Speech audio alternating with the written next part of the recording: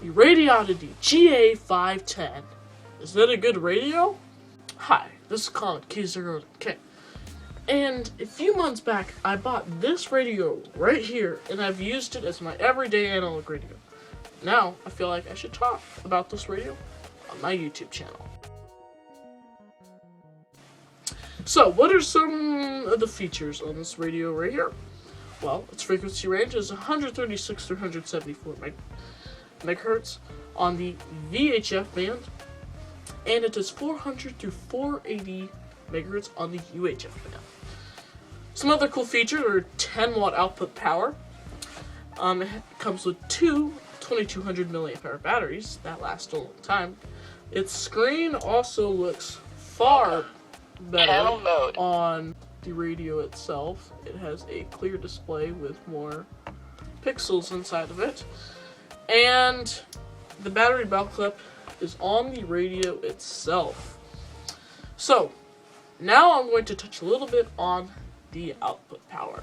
So, it claims it can do 10 watts. And it does around 8 to 9 watts on UHF and 9 to 9.5 watts on VHF. That's double the power on the Vfo, but is that really a big difference in repeater reception and analog reception for simplex? No, not really. Filtering and quality.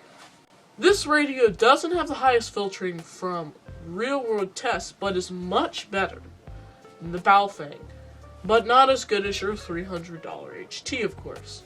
Just as you expect for something that's $65. I believe this radio's quality is much better than the Vfo. I mean, it's got better, harder plastic, and its build quality is much better than Vfo, but not quite as good as your super expensive Yaesu ICOM HT. Menu and settings. So, this radio has the same voice as the Vfo. Welcome. Channel mode. And has a couple more features in the menu itself. One of the features in the menu is scanning Ctcss and DCS tones. So, imagine you're driving to some location you haven't been at, and you brought your radio with you. But you forgot your book that shows you the repeaters in your area. So you go, turn the radio on, you scan on frequency mode, and you try to find activity.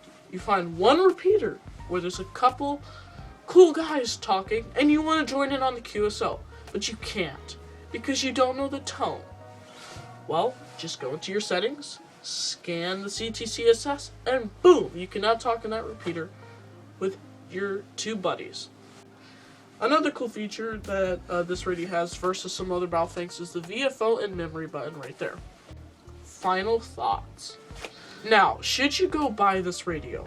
Well, that's a tough question to ask. So if you have a big budget on amateur radios and you want something that's a little bit better than a Vfo, this is good radio for you for $65.